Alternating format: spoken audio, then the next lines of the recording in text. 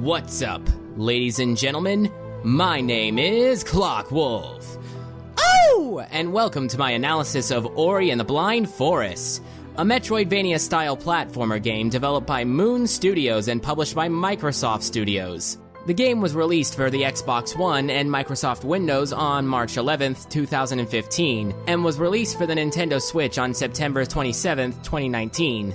It's also available on Steam, which is the version I'm going to be looking at in this video, specifically the Definitive Edition, which is seen as the true and complete edition of the game. This video will be showing major gameplay spoilers while mostly avoiding spoiling the story. If you were hoping to hear my thoughts on the story, I'll say this. It reminds me of a Studio Ghibli movie, so it's no surprise to me that the lead artist took heavy inspiration from the movie Princess Mononoke, where presentation is prioritized over depth of writing. If you were to take a movie like Princess Mononoke and present the same story in book form, it would be far less captivating. In the words of Hayao Miyazaki, one of the co-founders of Studio Ghibli, "I don't have the story finished and ready when we start work on a film. I usually don't have the time, so the story develops when I start drawing storyboards. It's not me who makes the film makes itself, and I have no choice but to follow." Studio Ghibli is very much about making art first and writing second. Making a movie or game an art piece can be risky and come across as pretentious. So why does this work for Studio Ghibli and not for others? It has to do with one thing. Movies like Princess Mononoke take full advantage of the fact that they're movies and not just words on paper. We don't need anyone to tell us how the characters are feeling or describe what's happening because we can see it for ourselves. Not only does Ori and the Blind Forest's story take advantage of its art direction, but Moon Studios takes advantage of the fact that they're making a computer game and not a movie. Looking behind the scenes, it seems the developers prioritized on making the game fun to play over making it look nice, with prototype builds being plain geometrical shapes and then making the art around that, which does put limitations on the artists, and you do see that in some places. The reason we get so many games in the indie scene with good art direction and bad gameplay is because some people try to make their game look good to make up for the poor game design. Good graphics are a dime a dozen in games today, so people are leaning towards creative art direction a lot more these days. A game with an interesting art direction can generate as much or even more in initial sales than a game that looks bland but plays well. It's nice to see a game that has both without the art being used as a crutch or getting in the way. The main character Ori and all the other in-game NPCs and enemies are all actually animated in 3D as a way to make them stand out more from the hand-painted backgrounds and foreground, a technique that the Moon Studios art team took from Studio Ghibli. Ori especially stands out being just a glowing white silhouette. Even levels where it could have been easy to have Ori blend into the background, like the snowy level of the Forlorn Ruins, uses a generous amount of grays and blues to help Ori stand out so the player never loses track of him. The main reason Ori looks the way he does is because of the game's recurring theme, which is light versus dark, or hope versus fear. Ori obviously being a representation of hope. This is seen during the beginning of the game. We get a bright and colorful background during the intro sequence, and by the time we get into the main game, we see a dark background to contrast with the opening. The game starts off slow, but as you go on, you'll unlock more moves or more skills through the ancestral trees, as they're referred to, which are literal upgrade trees. If you find one, you get a new skill move. There's 9 skills, and 2 being added with the Definitive Edition, making for a total of 11. Those being Spirit Flame, Wall Jump, Charge Flame, Double Jump, Bash, Stomp, Kuro's Feather, Climb, Charge Jump, Light Burst, and Dash. Spirit Flame is the first skill you get, and one of the only 2 that you don't find in an ancestral tree. It's essentially this game's basic attack. The way it works is that you mash a button and Sen will fire at any enemy who's close. Sen is a little ball of light that follows Ori around and is essentially the Navi to Ori's Link. The wall jump is just as it says on the tin. It lets the player jump up walls by mashing the jump button while pressing Ori against any 90-degree surface. It's also made almost obsolete after unlocking the climbing skill, which fulfills the same purpose, except climb just has you holding a button rather than mashing one.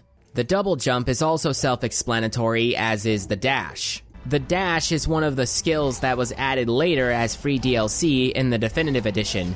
I don't know what the base game without the dash is like, but after playing the game with it for so long, I can't imagine playing without it. After upgrading it to allow dashing in mid-air, it became the second most helpful form of movement in the game behind the double jump. The Charge Flame and Stomp are both area of effect attacks, with Charge Flame being an energy blast you charge up by holding down a button, and Stomp being a simple ground slam attack. Both attacks can be used to clear away barriers blocking various paths. Cracked rocks that glow blue are destroyed with a Charge Flame, whereas Stomp is used to destroy breakable floors and press switches.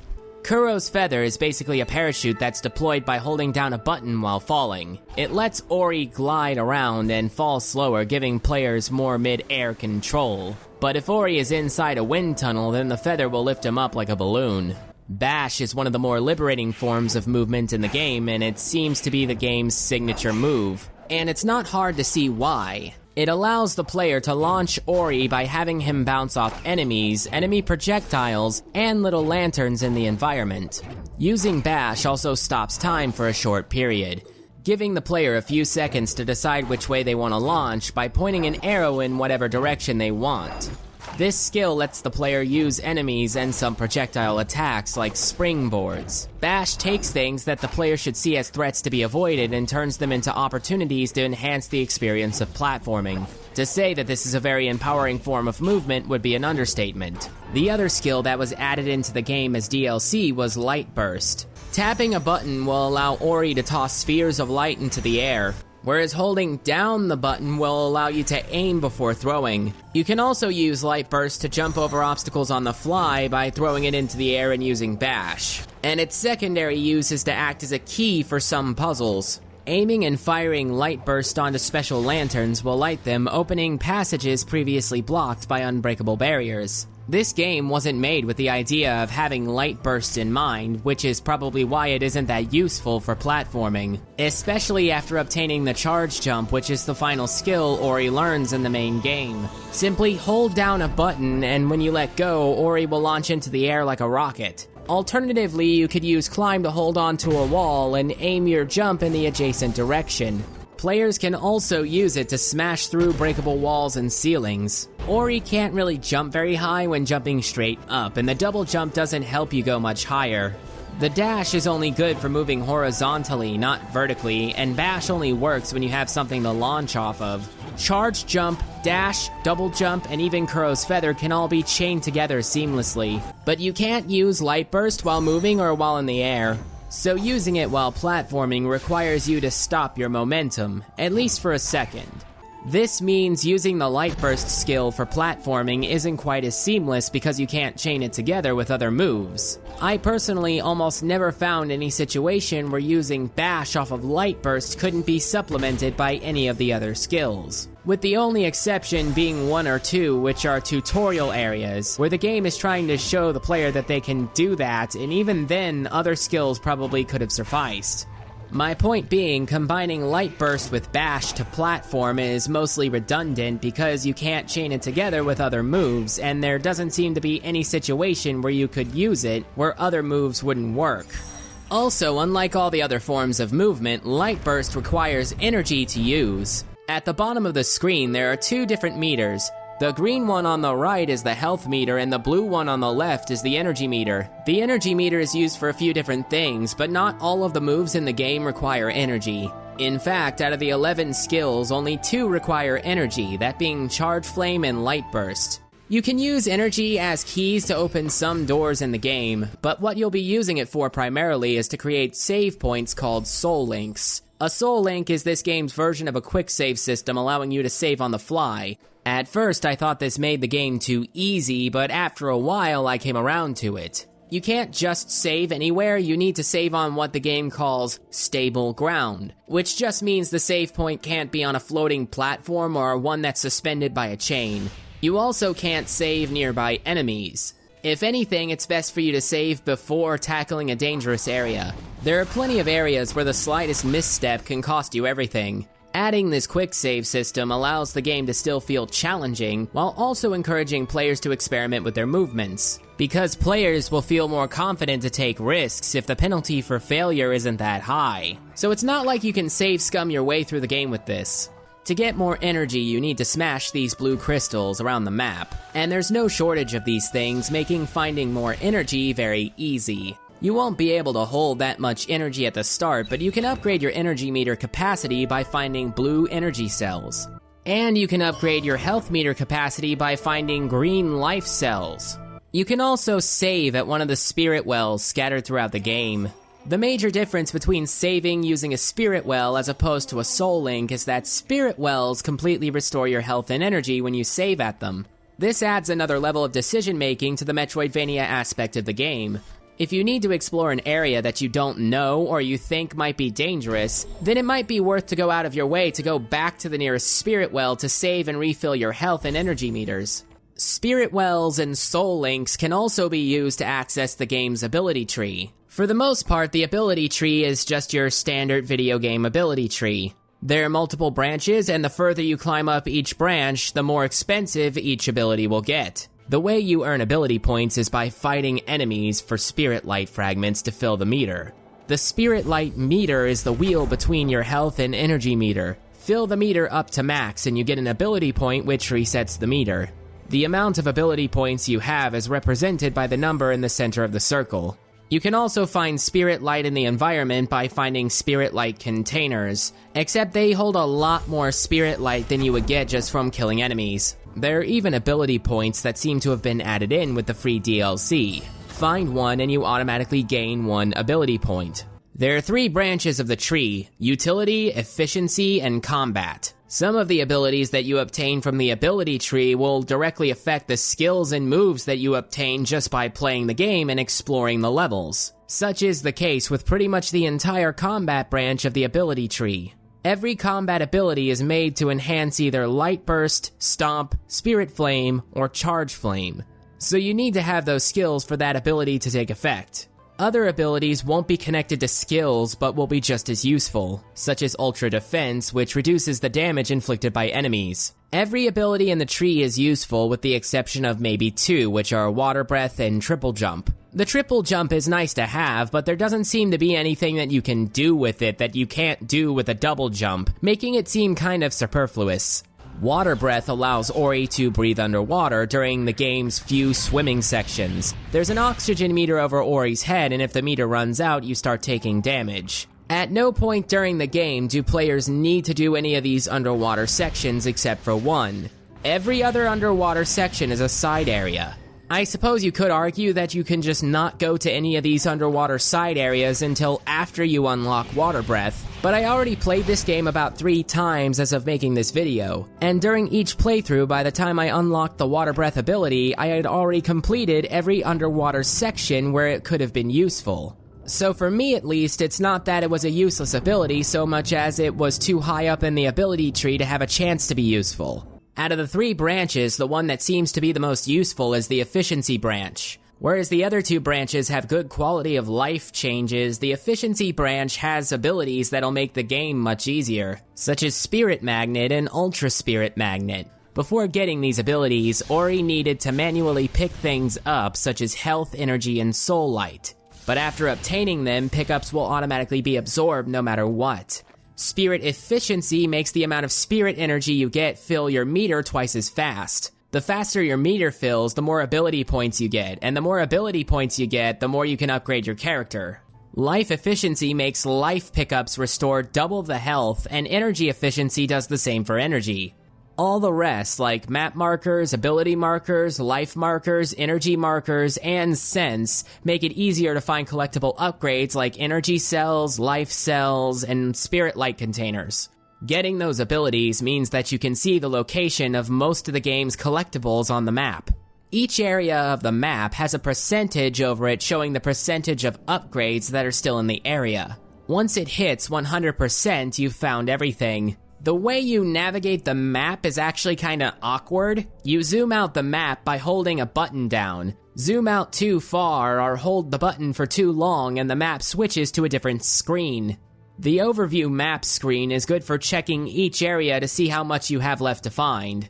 Pulling up the map automatically snaps it pretty close to its maximum zoom out distance, but it can zoom in way more, which is strange because you never need to zoom it in that close unless you're very nearsighted.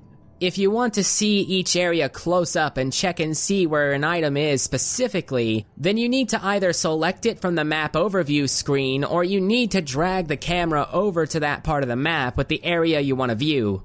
This wouldn't be that much of a problem if it wasn't for the fact that the different areas don't have clearly defined borders when viewing them. So in some instances, just moving your camera a little can switch the name of the area on top of the screen, and the maze-like structure of the map is making it feel like this is happening with no rhyme or reason. It makes using the map to search for missing collectibles slightly harder than it should be, and if you're thinking that having the ability to zoom out further would make it too easy to memorize the whole map, this is what it looks like when you zoom out all the way.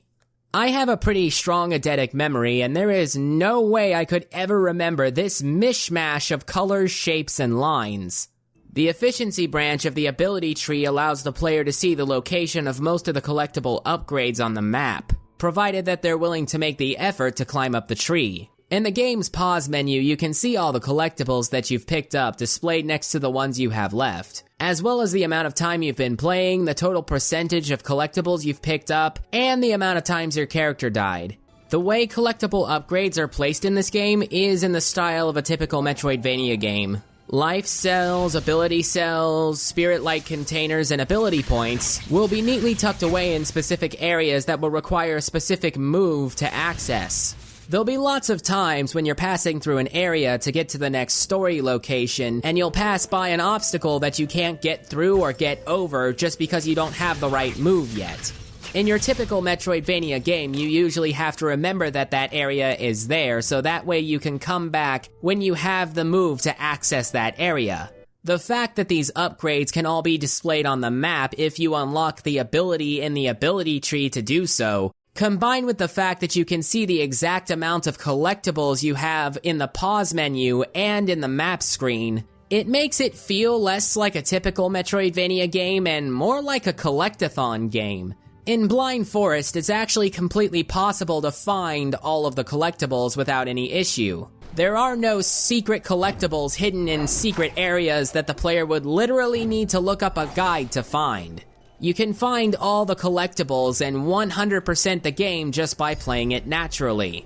The key difference between Blind Forest and other collectathon platformer games like Jak and Daxter, Banjo and Kazooie, and Super Mario 64 is that those games' collectibles are primarily tied to level progression. This is a power cell, the most important precursor artifact you can find. You need to collect 20 of these so I can power heat shield for your A-Grav Zoomer. If you're someone who enjoys platformers but does not like collectathon games at all, then those games might not be for you. Because collectathons at the end of the day are just games about picking stuff up. And if you don't like picking stuff up, then those games are gonna drive you crazy because picking stuff up is absolutely necessary in all of those games. Whether you like the platforming bits or not, you always are gonna need more power cells, or more stars, or more puzzle pieces in order to advance to the next stage. There is some of that in Blind Forest, but most of the different collectibles will advance character progression, affecting how strong Ori is by upgrading his max health and energy as well as giving him access to more abilities. Combine this with new skill moves you get from ancestral trees, and the player is constantly being drip-fed new moves and new ways to upgrade their character. With the exception of the DLC, the ancestral trees can only be accessed by playing the main story, and you need to find the ancestral trees to access new moves. But even if you only just want to mainline the story, you will need to do some exploring to get to the next story beat. Like where you need to do some exploring to find a certain number of keystones to progress through a spirit gate. There are even gates that will require you to use a certain amount of energy to open them. If you can't hold enough energy, then you'll need to go find energy cells to upgrade your energy meter. The satisfaction of most collectathons for most people who enjoy them is the feeling of progressing while slowly working to achieve that 100% collectibles rate. In Blind Forest, even if you don't care about picking things up, you contribute to that 100% collectibles rate anyway. You can play the story in chunks and break it up by exploring areas until you find that you need to learn more moves from ancestral trees to keep exploring. Or you could just mainline the story and do the absolute bare minimum of necessary exploring and upgrading along the way. Either of these approaches makes sense. If you don't care about the story and just want to collect things and platform, then following the story anyway will result in access to more moves to improve the platforming, so it's still worth it. There are even times when following the story will result in changes in the environment seen across the whole map, giving you access to more collectibles. Likewise, if you find picking things up to be uninteresting and only care about the story and platforming, then doing some light exploring is still worth it. Something that exemplifies this more than anything is the map stones and the Spirit Well fast travel system. Another thing you can use the Spirit Wells for is fast traveling to other Spirit Wells in the game you've been to. Map stones are things that you find in the world that clears and shows the map of the area that you're in, if you find the missing map stone fragment. To find things like map stones, map stone fragments, and other Spirit Wells, it will most likely require you to go somewhere off the beaten path. So if you're someone who wants to play the story straight through, it's still worth it to do some light exploring, because getting to each story beat will require you to go from one side of the map to the other, and doing some exploring along the way to unlock fast travel points and reveal parts of the map will make the journey easier. There is no bad way to play the game because level progression, character progression, and story progression are all neatly tied together. No matter which one you prioritize, you'll automatically be contributing to the other two, turning progression into its own reward and encouraging players to complete as many tasks as they can, all done in a way that feels tangible.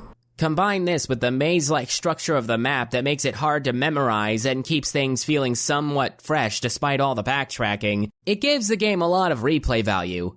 No matter how many times you play Ori and the Blind Forest, you'll never feel as though your time is being wasted.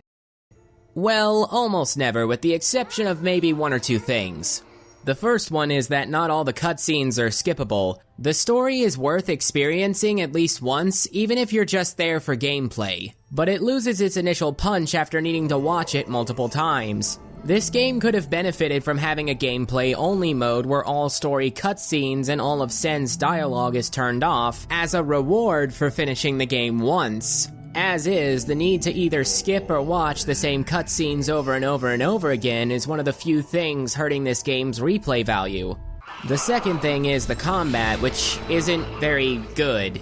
The primary attack, Spirit Flame, requires no thought whatsoever to use. The orbs of light that Sen fires automatically hit any target in range, so the player doesn't need to aim.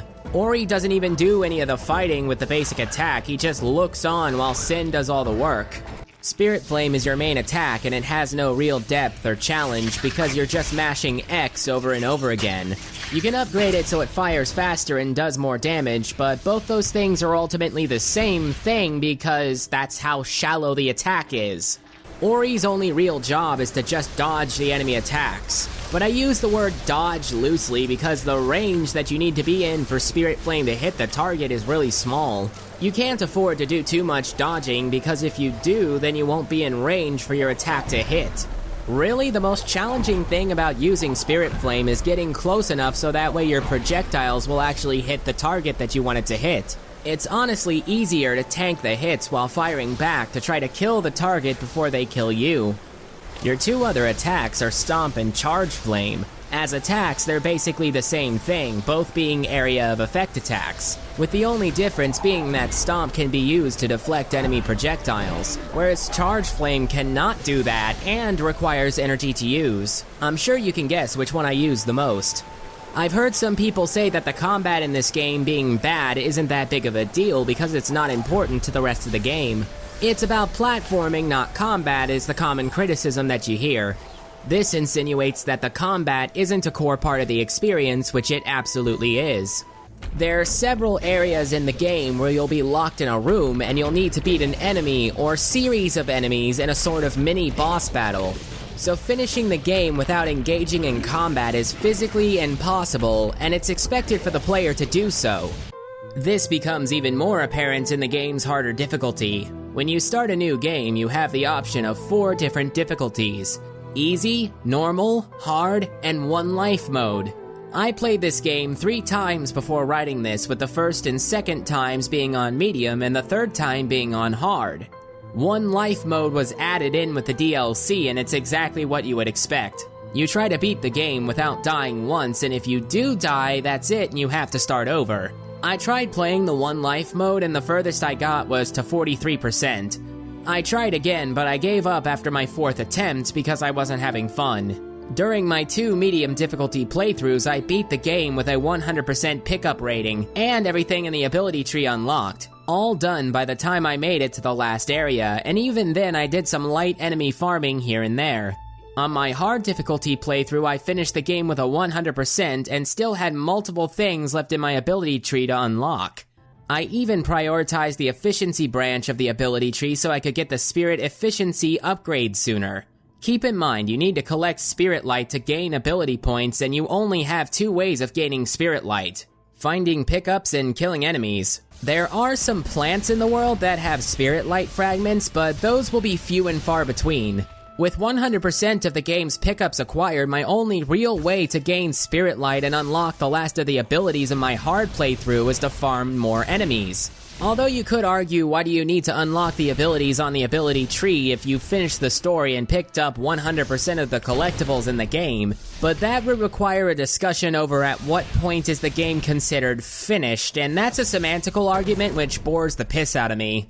The game's difficulty seems to primarily affect damage taken and damage dealt, making enemies more bullet spongy and turning Ori into wet paper essentially. But the difficulty also affects how expensive abilities are in the ability tree. Abilities in the tree are bought from lower to higher. The lower abilities in the tree will cost you 1 ability point each, and the higher ones will cost you 2, and then above that it'll cost you 3, with the abilities becoming more expensive as you work your way up each branch. The higher difficulties will increase the price of abilities lower down the branch. On the normal difficulty, the only abilities that cost 3 ability points are really high up on the far end of the branch. On the hard difficulty, they start costing 3 ability points about halfway down each branch. Since the abilities get more expensive quicker on the harder difficulties and you need Spirit Light to gain ability points, that means you need to kill more enemies to gain more Spirit Light. Combat directly affects character progression and therefore the rest of the game. Playing the whole game while trying to get into as few fights as possible will get you less Spirit Light, therefore less ability points, therefore less abilities overall. The reason I think the developers chose to make the abilities more expensive higher up on the tree on the harder difficulties was to try to add more depth on how you choose to purchase your abilities. Like if the player thinks that they're going to get into a combat encounter that might be hard, they might want to prioritize the combat branch of the tree. That sort of thing.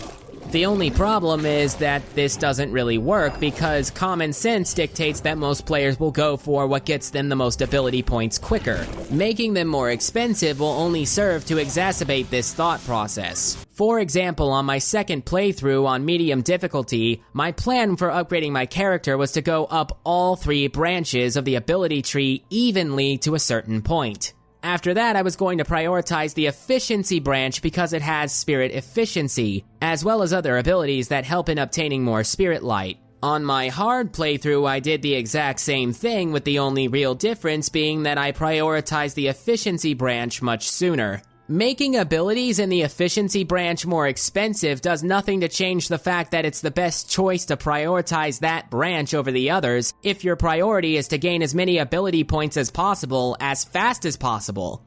Making abilities in the ability tree more expensive on the harder difficulties doesn't add depth. In fact, if anything, it adds redundancy because of the shallow combat and the way the tree is constructed. Yes, if you focus on the combat branch, you can kill enemies faster and therefore gain more Spirit Light, but as I said, the combat is shallow and therefore boring. Combat is so shallow, in fact, that every ability in the combat branch of the ability tree does basically the same thing, which is let you kill enemies faster. In fact, this was my thought process during my whole second and third playthrough of the game. I already beat the game once, so I understood at that point that the combat never gets any more exciting than from the first combat encounter at the start. I also understood I need to kill enemies to upgrade my character. So I should upgrade the combat branch just enough to make fights not feel dragged out, because that will make it easier to farm Spirit Light and help each combat encounter end quicker so I can get back to the fun part of the game. I view combat in this game in the same way that I view other rudimentary tasks in RPG games, where the task itself isn't interesting but not so boring that it's a chore. But you need to do the task in order to get to the good part, so you just zone out while you're doing it.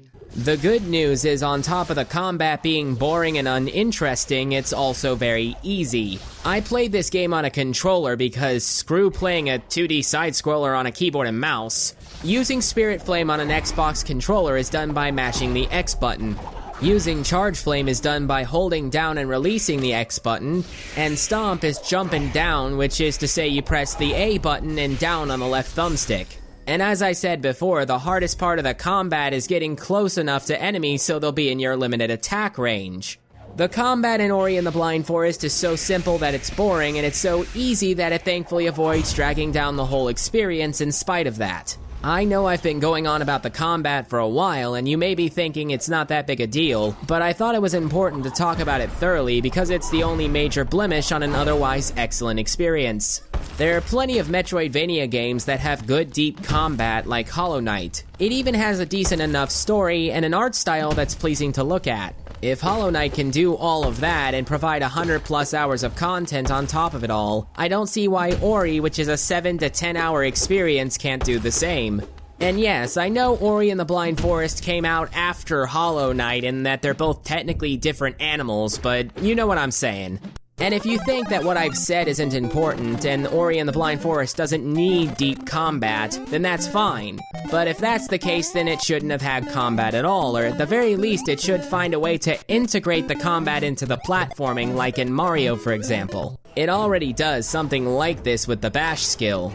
There will be sections where the player will need to use bash to platform from one enemy to the other to get over large gaps as well as enemy projectiles. If you bash off most enemies, you'll throw them in the opposite direction, and you can use that to throw them into hazards like spikes. Also, when throwing an enemy into spikes using bash, you need to make sure that Ori doesn't get launched into spikes too. You can even use bash to throw enemy projectiles back at them, although some of the projectile attacks have an arch to them, so you may need to aim just off target to hit your mark.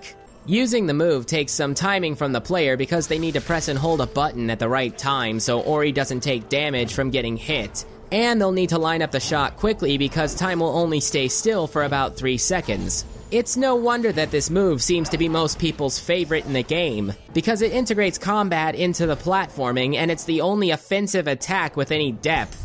Looking back, it makes sense that I use this pretty much every chance I got.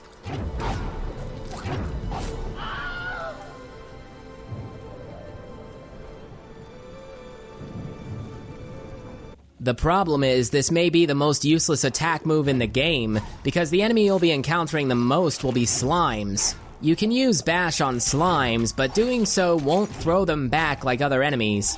Some of the slimes will have projectile attacks, and bash doesn't work on those either, even though they're the most common enemy type.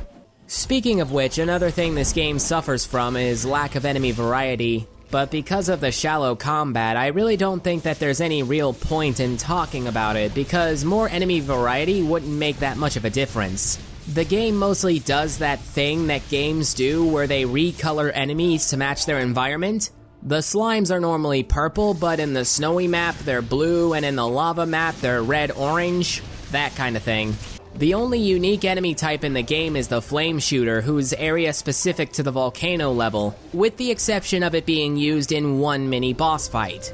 We may not have that much variety in the enemies, however, we do get a high amount of variety in the environment. A lot of the areas in the game look visually distinct from each other with different biomes. A snowy mountain region, a volcano, and a variety of forests and caves. Most areas will be focused on platforming and exploring, while others will be focused on puzzle platforming. I'm not going to talk about every area in the game because there wouldn't be any point. Platforming and exploring are this game's main focus. Get a new skill move and you can bet that the area up ahead will be a testing ground for that new move. This is the formula throughout the whole game, and combined with some of the puzzles, helps give each area its own identity, both aesthetically and mechanically. so forgive me if I don't have a lot to say about each area.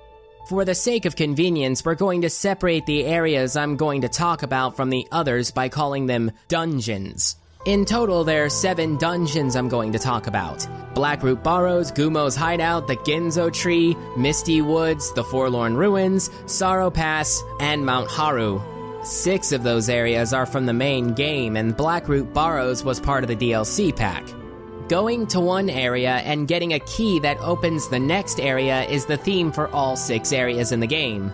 The areas with keys that you'll need to get are less interesting than the areas you need the keys for. I suppose you could consider the 3 areas that you need to get the keys for to be the main dungeons in the game.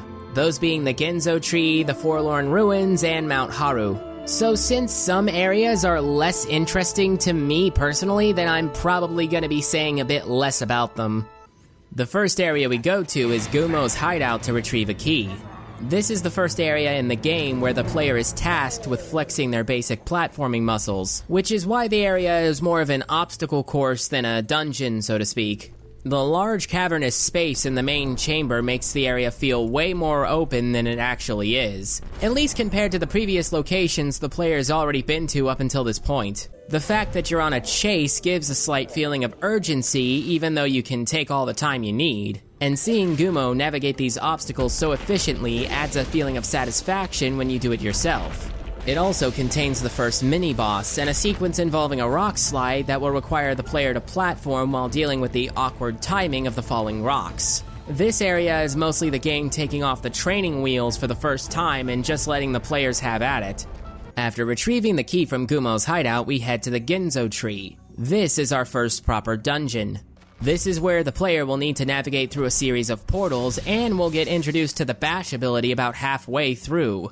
The bottom area starts off simple to give the player the chance to learn the basics of the portal mechanic, giving them an environment to understand how the portal system works and let them know that they're going to see them in conjunction with the platforming.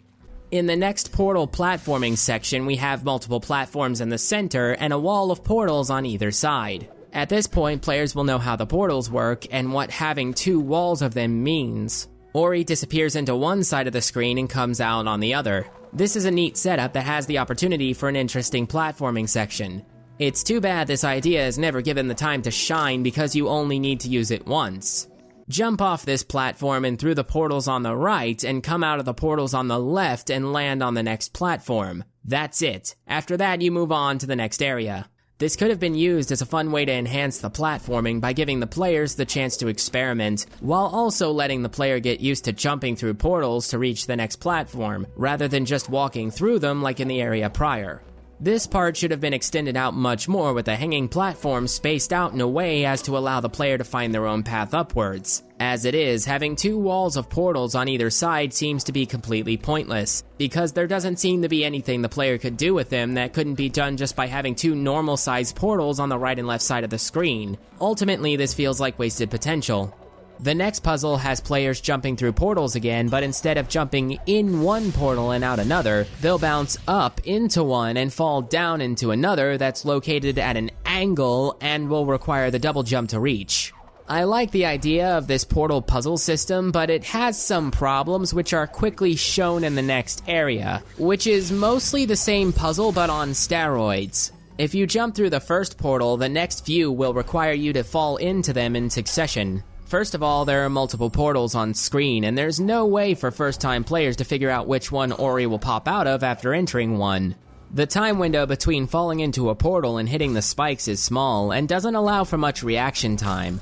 It's really disorienting. Blind Forest does have a solution for this, it's just not communicated to the player very well. See, if the player does a double jump once, they need to land in order to do it again to reset the double jump.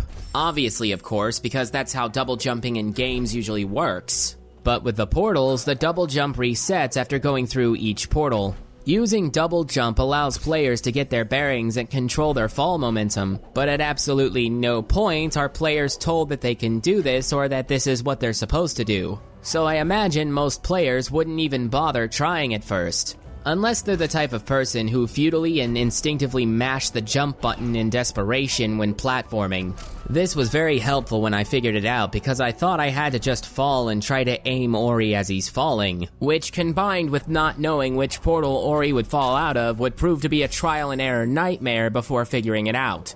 The game should have told the player that they can use the double jump after coming out of each portal despite not landing, instead of making them figure it out for themselves. Especially since this same puzzle setup is used again at least 2 more times. The next puzzle will have the player redirect a projectile using portals and 2 small angled portals that can be moved to destroy 2 breakable walls. I don't have any problems with this puzzle except that it's not as long as I would have liked. Then again, that's the theme of this game.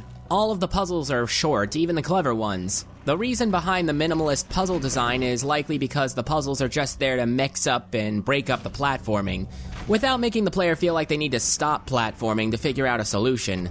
Otherwise, the puzzles would start to feel less like fun platforming sections and more like walls designed to gate off your progress. Plus, we get an expanded version of this puzzle later anyway. After getting past that area and another mini-boss, the next puzzle will be another falling puzzle, with the difference being that the player needs to pick up 2 keys. You need to use the double jump to grab both keys, something we found out the hard way during the last falling puzzle. The next puzzle will be yet another falling puzzle, but with a disorienting portal layout and 2 keystones to pick up, sort of mixing the first falling puzzle with the second one. I say sort of because both keystones are placed directly in the player's path, so it's not like the first one where getting to the keystones was a slight inconvenience and therefore a slight challenge. Next, players will finally get the bash move. The game will spend a second letting the player get used to it before quickly moving them on to the next puzzle. While I don't like the way the game handled double jumping through portals, I do like the way it teaches players how to use the bash move. Put a breakable surface on the ceiling and projectiles to bash off of and have them figure it out from there. The players will already know from the angled portal block puzzle that they did previously that the key to getting through smashable surfaces is to hit them with projectiles. There are no portals nearby, and they just got this new move. It's up to the player to put 2 and 2 together. The next puzzle is the same thing, but this time there's a set of portals they'll need to use. After that, there'll be a brief platforming section where players will need to use enemy projectiles to platform from one surface to another.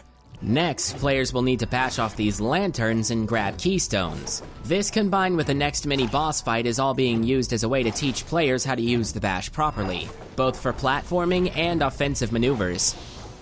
The next area will have players using bash to platform off enemies and redirect their projectiles again before we come to the last puzzle. Here the goal is to combine the angled portals with the bash to get a projectile across a comparatively large distance. I like this puzzle and I don't have any problems with it except for the fact that the slimes kinda get in the way. It's just a little disappointing to me that this is the only puzzle in the entire game that combines bash with the portal system in any real meaningful way.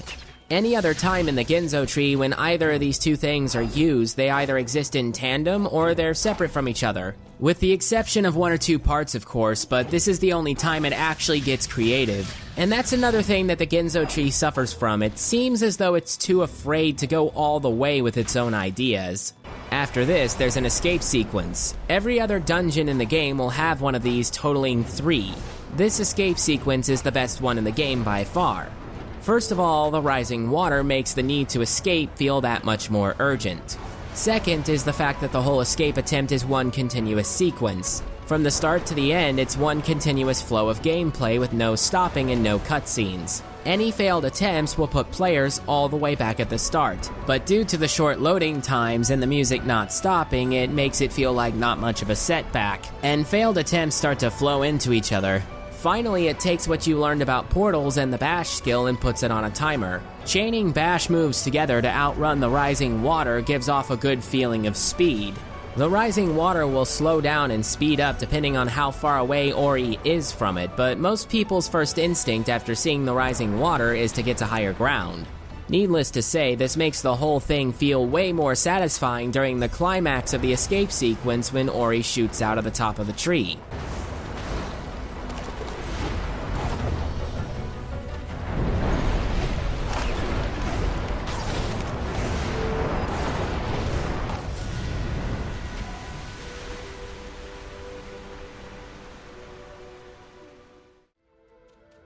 Moving on to the next dungeon area, which is the Misty Woods, another area where the player is tasked with retrieving a key. The start is just a series of combat encounters with some areas where players will need to use Kuro's feather to get through. The player gets the feather just before entering the Misty Woods, so giving them an area to practice with it makes perfect sense. The game attempts to mimic the feeling of being lost in the woods by having the player go to a dead end and double their way back, only to find that the path that they took isn't the same. Even looking at the map won't help in this situation because it's useless until the player clears out the fog. Making players encounter multiple dead ends while jumbling around some of the art assets off screen to create the feeling of being lost is a neat idea, but you're still traveling in one preset direction, so there's only so lost you could possibly feel. I did at one point wonder if I was going in the right direction, but that's only because it felt as though the area was taking too long to get through. I suppose that you'll need to suspend your disbelief a little and just be happy that the game didn't pull a Legend of Zelda Ocarina of Time Lost Woods trick on you. You'll go along until you find the next ancestral tree where Ori gets the climbing ability. The game does give you some areas to test it, but it doesn't harp on it much because climbing is basically the same as wall jumping. However, I do like the way the game teaches the player about climbing by finding a way to integrate that with the next new puzzle. These flowers will disappear and reappear whenever Ori jumps. Obviously, that means Ori can't wall jump up these flowers, otherwise they would disappear. These flowers become the center of the next few puzzles because they'll disappear and reappear whenever Ori jumps. As puzzle platforming elements, they're very simple but also effective. Needing to remember not to jump if the platform is active and only if it's inactive goes against every platformer gamer's instinct, and it's bound to confuse some players at the start. It certainly did me. At one point, it even has the player use the flowers to block energy beams by making them glide from one platform to the next using the feather rather than by jumping. While it's not extraordinary, and I highly doubt that Blind Forest is the first platformer game to use this concept, but it was effective for what it needed to be.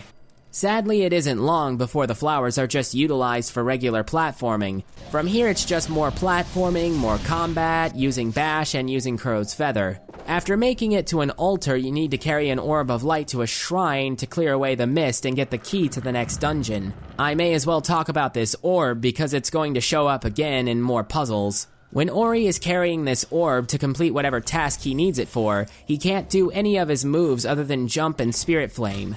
If he puts it down and walks away from it, it'll float toward him and fly at his side next to Sen. Stand still for a second or two and it'll drop at his feet. This was probably done as a way to make sure that players won't lose it. It would be easy enough to do so since a lot of objects in the game world that give off light have a slight bloom effect. Obviously, this was done to add atmosphere to the environment and make the player feel as though that they're in an enchanted forest. If the player placed the orb on the ground and forgot where they put it, it could result in making it very hard to spot depending on where they placed it.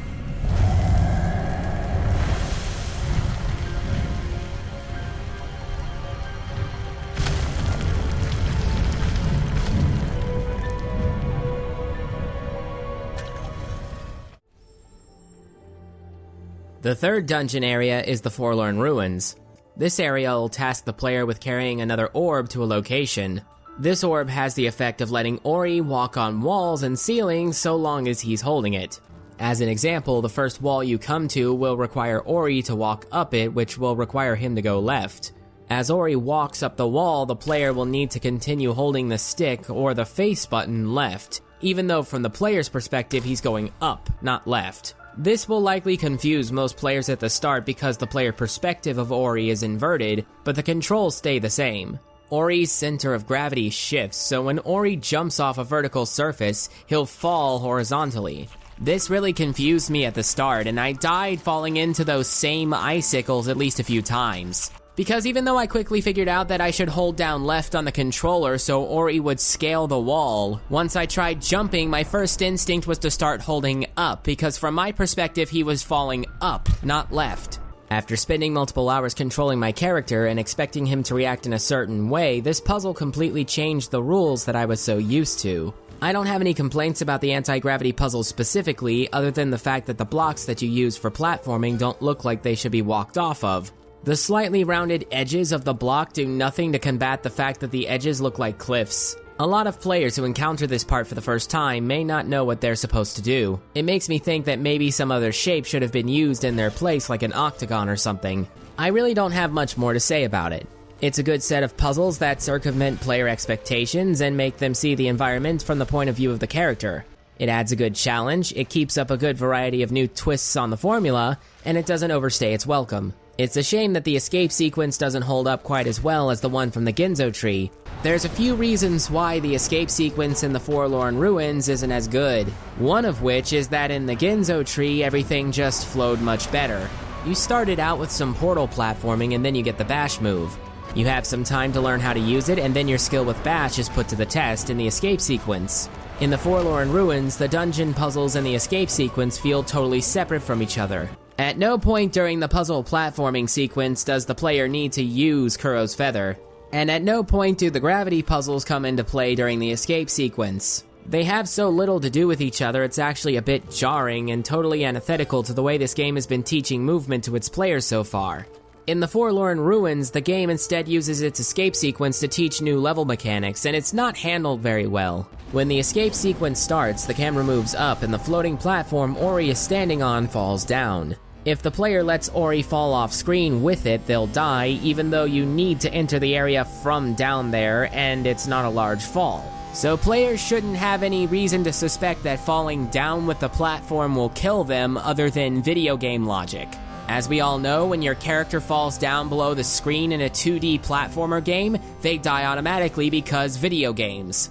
In the Ginzo tree, the rising water acted as a visual cue on where to go. It's natural to see rising water and have the first instinct be to get to higher ground. In the Forlorn Ruins, there's no good reason as to why players should think to escape up other than that's where the camera moves. In fact, if it wasn't for the camera moving up, I probably would have tried escaping the same way I got in. The wind tunnel that's used to lift up Ori isn't something that's used before this, so players would have no reason to suspect that using Kuro's feather would make them float up. I suspect a lot of players died unfairly at the start of this just as a result of not knowing what to do. There are also powerful jet airstreams that can damage you if you get hit by them.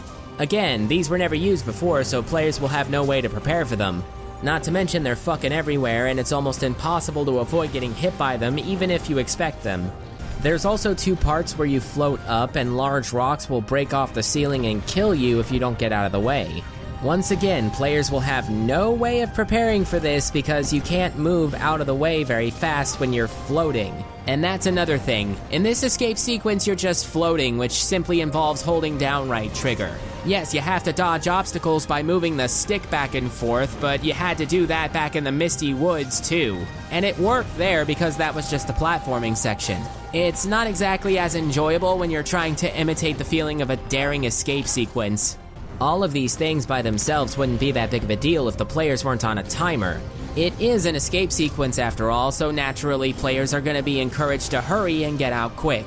Throwing new mechanics and other various things at the player and putting them on a timer without preparing them for any of it is totally in opposition to the way the rest of the game is paced. Yes, it's difficult, but for all the wrong reasons.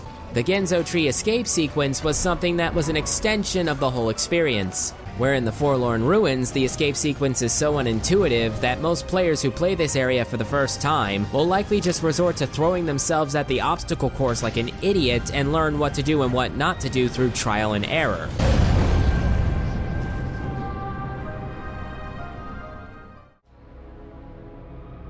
After that, there's a short sequence where you need to move and stay out of sight from Kuro, the game's giant owl antagonist. Other than that it's not communicated as well as it could have been to the player on what they should do, I don't have many problems with this section. But it just seems as though the previous escape sequence was just put there as an excuse to get the player to arrive at the owl's nest, so the game could show the players why Kuro is chasing Ori around. Or maybe it was put there because it was decided that all of the 3 main dungeon areas should have escape sequences. Either way, I think I would have preferred this in replacement of the escape sequence entirely. Surely there must have been a way to get the players up to Kuro's nest so they can have their story exposition without the aid of the escape sequence. The next area is Sorrow Pass, where Ori needs to retrieve one final key for the last dungeon. This area will mostly be focused on using Kuro's feather and the charge jump, as well as one puzzle using bash. Sorrow Pass handles challenging the player by using the feather to float up way better than the other areas. Here, it's not just holding down a button while moving the stick back and forth. The challenge is doing that and knowing when to release the trigger and hold it down again to keep from bumping into the ceiling and falling onto the floor. You need to exercise control over your fall speed and know when to move. Before moving on to the last dungeon in the main game, I'll go ahead and talk about the DLC area next, the Blackroot Burrows. And I'll go ahead and touch a little bit on Lost Grove as well. I'll say that the name is appropriate for what it is, but as a section for puzzle platforming, it's pretty shallow. In this area, Ori is expected to carry an orb from one spot to another. The orb will illuminate these floating platforms that are scattered throughout the area. Players will need to be in a certain radius of the platform for the orb to illuminate it, that way they can jump on it. This isn't anything special, in fact it's even less remarkable than the glowing flower platforms in Misty Woods. All this does at a basic level is limit Ori to jump and spirit flame, and make it so that players have less time to react when jumping from platform to platform. It's not much, but it makes sense because this area was added as a piece of DLC, so the developers needed to take into account the idea that players will have played the main game and finished everything. Therefore, they would have unlocked every move in the game available up to this point. Combining charge jump, double jump, and even Kuro's feather, there's almost no gap too big for Ori to jump in one go. Once you obtain all your abilities, it's very easy to jump long distances from a standstill. That's why this puzzle platforming section takes all those moves away from the player. The Lost Grove is the second location that was added in the DLC. In spite of the inclusion of Light Burst, it seems to have been put there mainly as a way to give more story to some of the characters. While there's nothing wrong with that, it means the area has a distinct lack of focus on the puzzles at all outside of 2 or 3. Most of the puzzles involving the use of Light Burst are instead scattered throughout the whole map. The orb itself is surprisingly physics-based, and therefore so are the puzzles you need to solve using it. It'll bounce off walls, and it won't disappear right away if it falls on the ground. I was a little disappointed about the fact that there aren't more orb puzzles, and the ones that we have aren't as creative as I would have liked to have seen. But this skill was the last one added in the last piece of DLC for the game, so I feel like giving it a little leeway. The last dungeon area in the game is Mount Haru. This area is structured a bit differently by having a large chamber in the center for players to climb up, and multiple rooms on either side. Each room has its own small puzzle platforming section to solve. All the rooms will be blocked by a lava fall that the player will need to clear away. This is done by stopping the lava on each level, and the game pulls the cruel tactic of putting the first 2 rooms you need to go to at the very top level of the chamber, forcing the player to platform all the way up there from the bottom. Another thing that I should mention is, since Blind Forest is a 2D platformer and you can't exactly see far off in the distance because the camera needs to be positioned to focus on your character, if the camera is zoomed out too far, then Ori would probably look like a glowing white speck. And the higher zoom out distance would probably mean more art assets to make for that specific area. At this point in the main game, players will have the charge jump, double jump, Kuro's feather, and the dash if they went to the optional DLC area. Because of these things, Ori will have a tremendous amount of vertical and horizontal movement.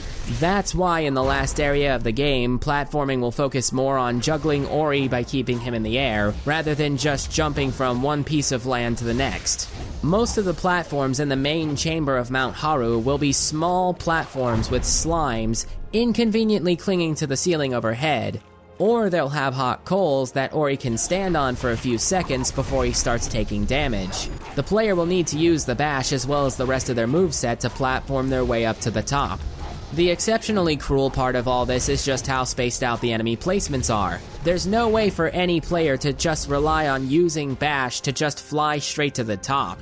This means that getting to the top will require looking for a path, which means doing some exploring.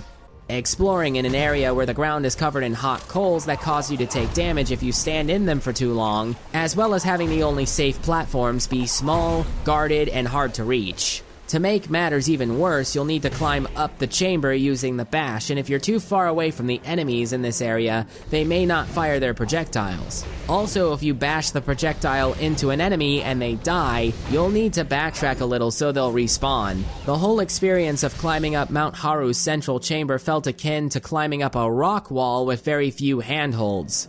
The first puzzle room is another platforming section, and the second room is a small and simple puzzle where players will need to use 2 floating platforms to get past 2 beams. It's not a complicated puzzle, but it's a good enough challenge because you need to get the timing with the charge jump just right, due to how small the time window is.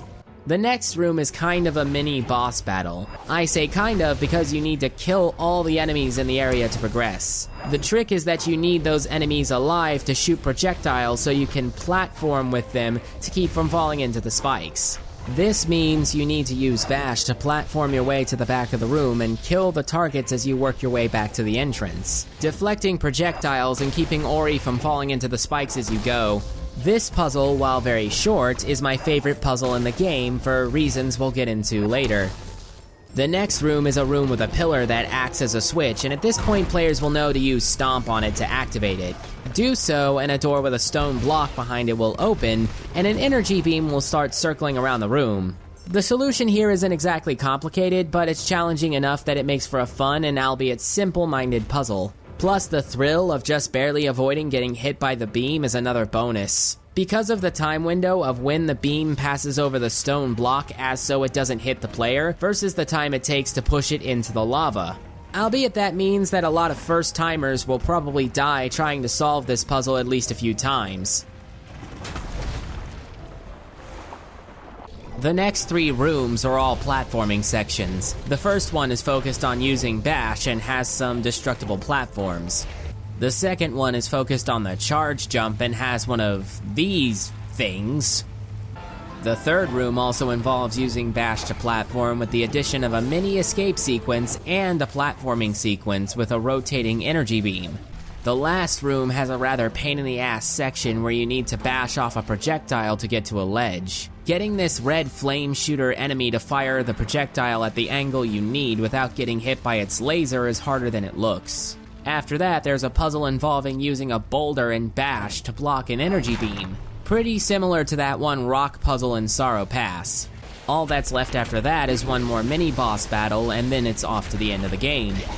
The last escape sequence has you platforming while running from the owl again. Same as in the previous area, after escaping the Forlorn ruins, if you remain out in the open for too long, she'll grab you.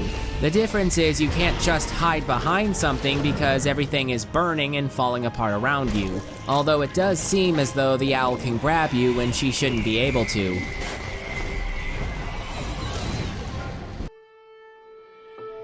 Between all of the different areas as well as the different puzzles, it's a mostly fairly solid experience. I only wish that the puzzles had more depth. Yes, I said I like the anti-gravity puzzles because they're creative, but creativity doesn't automatically equate to depth in my opinion. This brings me to my final point. You'll recall earlier when I said that this puzzle was my favorite puzzle in the game?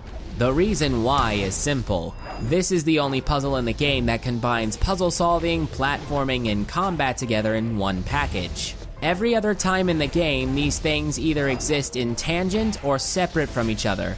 The flowers you climb up in the Misty Woods are an example of puzzle solving and platforming being combined. It's the same for the rock puzzles in Sorrow Pass and Mount Haru, as well as the last puzzle in the Ginzo tree.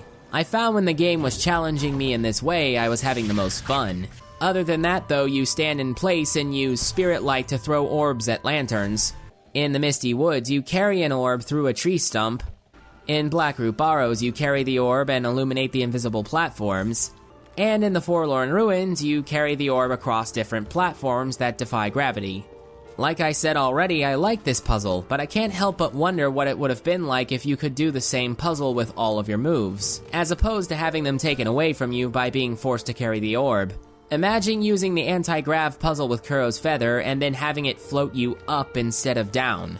Because platforming in this game is arguably the best part of playing it. You may not be platforming with speed or precision, but with style and momentum instead. And I can't help but feel as though the puzzle sections were put there to break up the platforming sections. That's the thing though. The puzzle shouldn't be there to break up the platforming because it's the best part of playing. They should be there to enhance it instead. But as it is, they mostly feel separated from each other in a way that feels somewhat uncomplimentary. But at least the puzzles that we have here are mostly still good. Although when you think about it, you kinda can't help but wonder what could have been. And that is Ori and the Blind Forest, a 2D metroidvania platformer game that's also weirdly a collectathon game. The combat is boring, but also very easy, therefore mostly inconsequential to the rest of the experience. It has a good art style that lets it stand out amongst the sea of other 2D platformers on the market. It tells a very decent and albeit somewhat cliché story. It doesn't overstay its welcome and has a lot of replayability due to the design of the map and the fact that the player is always being rewarded in some way when playing. The puzzles are mostly good, although it's sometimes at the expense of the platforming, which is a bit of a shame, but not that big of a deal.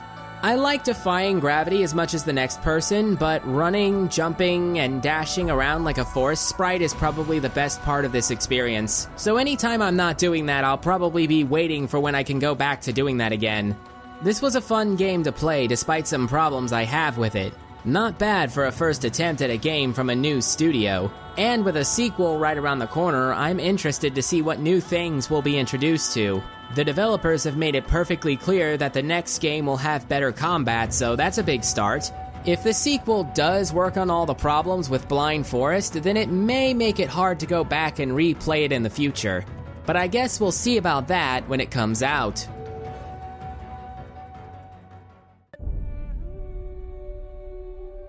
What's up, ladies and gentlemen? Thank you for watching all the way to the end of the video if you made it this far. Apologies in advance if I don't have a lot of energy in this end segment, but I've had an especially shit weekend, so I just don't have the energy to give. Anyway, the first order of business, and the thing that's on people's minds after watching this is, yes, I am probably going to be doing something with Ori and the Will of the Wisps when it comes out in a couple of months from now. Ori and the Will of the Wisps. I really can't say that word very well. I sound like a garden sprinkler. Anyway, yeah, I'm gonna be doing something with that game. I'm not sure what it's gonna be. We'll see when it comes out. It might be a short review, it might be another analysis video like this. We'll see. I say probably because if I end up writing a script for that game and the script ends up looking a lot like the script for this game, I might not make it simply because I'd be repeating a lot of the same talking points over again. Again, we'll see, but from the gameplay footage that we've seen online so far, it looks different enough that it would warrant its own video. So I'm placing my chips on expect a video on Ori 2 on this channel in some form or another at some point. I don't know if I'll review it when it comes out. I would like to. It's just if this game came out with any DLC, I would kind of want to review the whole thing as one solid package.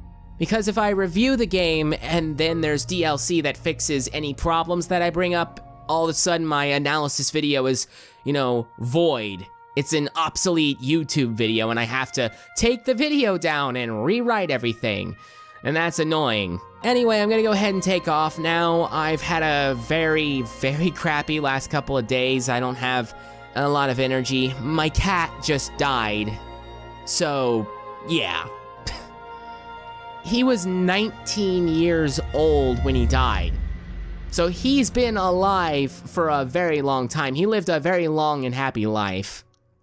I'm probably gonna spend the next few days just playing games and chilling. I was hoping to have the next video out before the end of the month, but that's definitely not gonna happen now.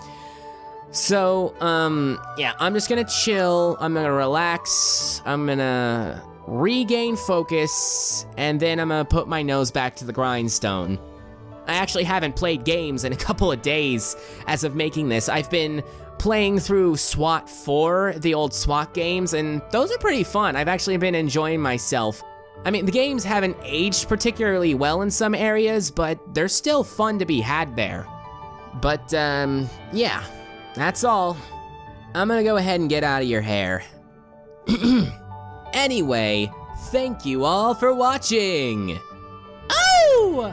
If you like this video, make sure to like, comment, and subscribe, and I will see you all in the next video.